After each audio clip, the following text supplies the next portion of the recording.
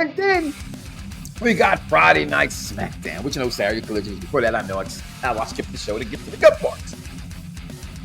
Edge, 25 years. SmackDown, no bloodline other than a sort of backstage interview with Kayla Braxton, with Wiseman, Paul Heyman, who got an anonymous tip that says Jimmy's going to be at SmackDown next week, but he's still running rampant. Edge is going to AEW. Jey Uso's going to AEW. Everybody's going to AEW, but no one wants to stay around the WWE. But before Friday, the dirt sheets and wrestling news cycles started getting rumors of Edge having his last and final match being on SmackDown. And I know that he openly said he wanted his last match to be at the Mania, which I feel he deserves to have his last match at a WrestleMania. But when Edge got and grabbed the microphone, Edge didn't seem to me to sound like he was ready for retirement, if you will.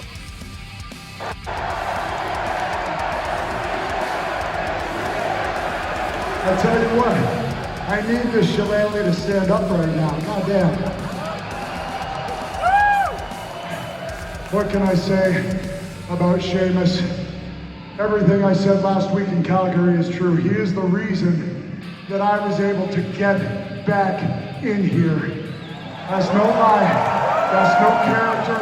That's no writing. Steven is the reason that I was able to get back in here. So basically, I want to hear it for Sheamus.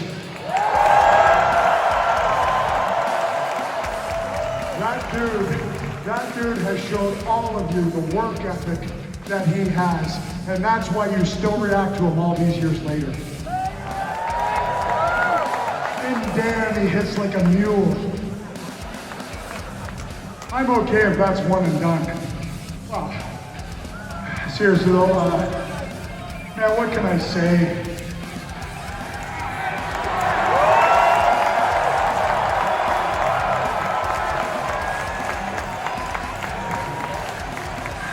As a scrawny kid who grew up just down Highway 10 in Orangeville, to be standing here tonight, 31 years into when I first walked into Sully's gym and my trainer, Ron Hutchison, put me through my paces. Too late, Ron. Accept. What is courtesy of Hills by Nature, by the way? Stand up, Ron.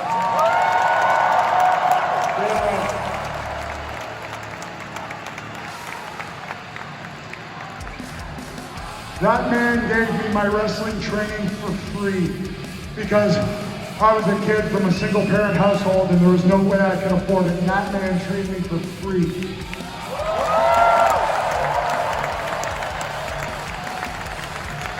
Trained just over in Parkdale, just off Jameson Sully's gym. Sweet Daddy Siki and Ron Hutchison. 7 years later, he trained a pretty little lady named Beth Phoenix.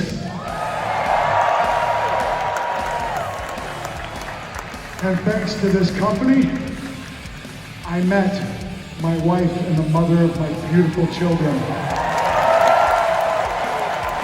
Lyric and Ruby, and they are rock stars, and I love you kiddos. Listen, I've talked long enough. I don't know what the future holds, I really don't.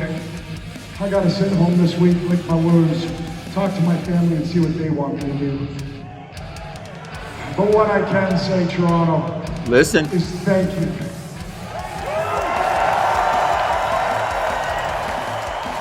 Thank you for all of it. Thank you for being a city that I have always been proud to represent, that I have always been proud to be announced from. And I came out here in full-on Maple Leafs gear, pandering to all of you.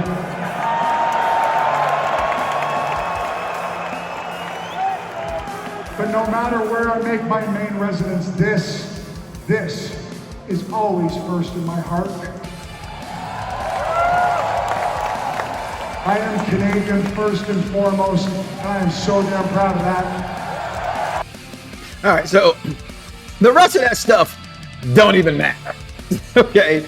What the rated R superstar came out to say is that he does not know what to do next. He's not sure.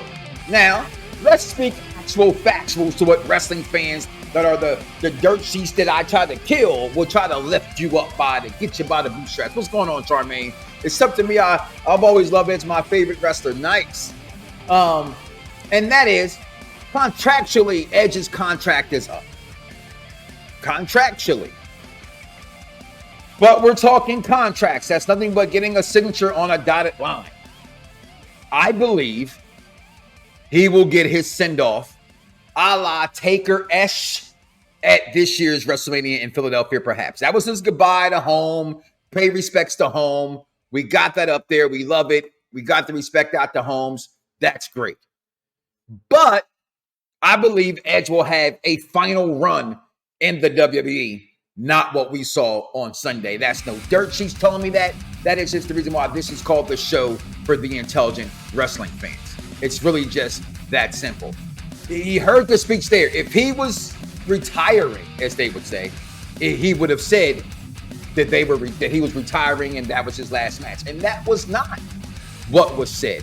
So that's what lets us to believe that there is something else in this for Edge past, WrestleMania is the only way to close it. It is the only way to close it out, Jeffrey. The only way. No other way, in my opinion, makes any sense for it to go out other than at a WrestleMania. And again, we're talking about Edge. We're talking about one of the biggest faces, biggest heels, just biggest characters in wrestling. Okay? It's that's the reason for the season. And that's why I want to talk about this right here. Edge 25. Like I said, I won't be before you guys very long. I'm still a little bit under it. Been experiencing some discomfort, had a little setback, but I'm still here because it's important to me to talk about these. And again, shout out to my man Michael Smith. All right, he's in the finalists for the Caribbean Music Awards Contest finalists. Voiceovers, that man is doing his thing. You hear some of the things he do on this show, on this program right here. He's always the one putting there the hashtag Death to the Church Sheets. My man Michael Smith always with me now. I hope you get this, brother. Big ups to you for sure. Where does he rank for you? Where do you put Edge? I like Edge in the Brood. Is that okay? Is that fair for me to say without people getting all, Like, I like the Brood. He was always smiling. I couldn't stand it. It was something about Edge I didn't like. The entrance was dope, so you liked them for that, but I didn't like them. But I loved Edge and Christian. Hence the t-shirt I got on right now today. For the benefit of those with flash photography, that's when I begin to like Edge. Edge, to me, I will put him in line for me as Taker-ish in that book. Kane, Stone Cold, for some of you guys, all-time greats. Of guys, Orton, that I love what they've contributed to wrestling. I love their storylines. I love what they bring to everything, but they're not my favorite guys. Right? Love what Orton can do is unparalleled to me inside the square circle. Technician, wrestling-wise, I think he's up there 1, 2, 3. Okay? But he's not one of my guys. Stone Cold is arguably one of the biggest guys and definitely the Mount Rushmore of WWE, if not all of professional wrestling. But he's not my guy. Edge is not my guy, but I respect this man for what he's done to this business. Edge and Christian. I mean, remember when he got the King of the Ring? You're talking about getting over in a way that's just amazing. Jeffrey Johnson, I hated the Rated R Superstar Edge with Lita. Couldn't stand him back then. I loved him when he won the King of the Ring because instead of him having a crown, they did a new spin on it and they gave him a trophy, like the Stanley Cup. It was just amazing. Totally things that reeked of awesomeness to me was Edge in these moments. And even before we got to this moment here with the Money in the Bank match, when Edge got injured and came back to wrestling, the crowd wasn't cheering for him, wasn't popping for Edge at all. And it was subtle things that I noticed the first time, not the third time or the fifth time. The first time he had the match or something didn't go his way, he began to pull his hair out. I said, okay, what's this? I started to take notice then. And from that moment on, he just skyrocketed. He just really just went into a different stratosphere. Winning the Money in the Bank match. Cashing in at New Year's Revolution on John Cena at that point, right? One of my favorite matches at WrestleMania, him going through a table with Mick Foley and earning his keep, or earning his stripes, as you say. But always, to me anyway, old school wrestling fans, and there's a group of us, I won't say everybody, but old school fans will always clamor for that initiation match. Like, has he really gotten his ass beat to be that guy? Foley is the king of getting his ass beat. So if you want somebody to win, but get an ass woman, but still come out big and get over, because getting over is more about the guy letting them win the match than the guy that's actually propelling to the top. Because without the guy, Mick Foley, these guys' ascension that he did for Triple H and things like that wouldn't matter. It's him and Foley just completely tore the house down. I loved it. I couldn't get any more of it. It was. I'm not sure about my edge. Again, I'm not going to go in my top 25. I mean, that's probably not true. I got to think about it. That's probably unfair. In my personally favorite top 25, I don't know if he would make it. But I love certain moments from guys. I love, like I said, him and Edge and Christian will never be beat to me. Winning the Royal Rumble. These are, to me, moments that made this guy who he is. Edge top 25, you favorite or all time? This is a huge moment for him. His first WrestleMania main event against Taker. You're not the guy who can be the next guy if you don't beat the locker room guy, the leader of the Wolfpack, if you will, because he's never been a one-man Wolfpack, and then all of a sudden, he got married to Doug, and then now you guys came along, and now my one-man Wolfpack became a Wolfpack of four. No, it's the Undertaker. He's always been the Wolfpack. It's top 25 all time for me. I got him at 21. Hey, there it is. Some people, again, comment below. Let me know, where do you rank Edge? This moment for him, just amazing to me, okay? But it was this moment in wrestling history. It was mentioned a while ago. I think Jeffrey mentioned it.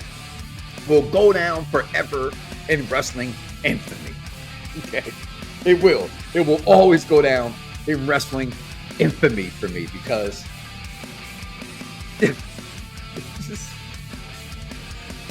live sex. First of all, this was a very uncomfortable moment for Lita. She spoke about it shortly after this, was gone from the company. Okay. Edge top 20 for you. Favorite of all time. I need to add that there for me, please, but I'm assuming that's all time. Okay. Did not like this moment, but the fact that they did this on television. See, people, the story goes like this for those who don't know. Remember this? Live Wire was the TV show. The storyline that was so real, it had to get real in the storyline because it was real life. This wasn't me as a kid thinking that the Four Horsemen really followed Dusty Rhodes down the road and jumped him outside the gym and stuck his arm in the door and broke it. I thought that was real when I was a kid. I did. I was like, oh, fuck the Horsemen forever. If I had the internet, oh God, I'd just... You know what I'm going to do about it? You know what I'm going to do? I'm going to tweet my displeasure. That's right. I'm going to jump on social media and I'm going to tweet about it until my fingers... That's what I would do, because I thought it was real to me, damn it. And back then, this was real. It was a real story. Matt and Lita was a couple, and his friend Edge, I won't say his best friend, but as close as best friends can be, as a story would have you tell it by all parties involved, was knocking boots with the man's woman.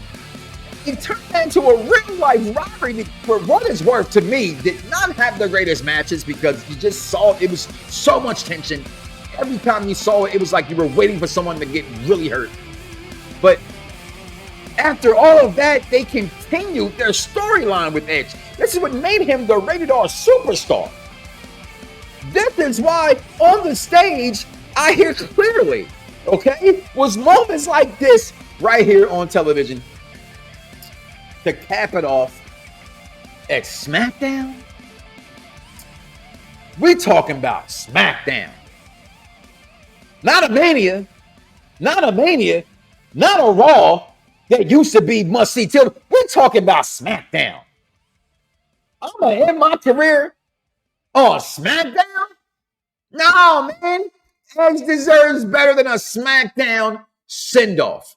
And I believe he will have that said send-off.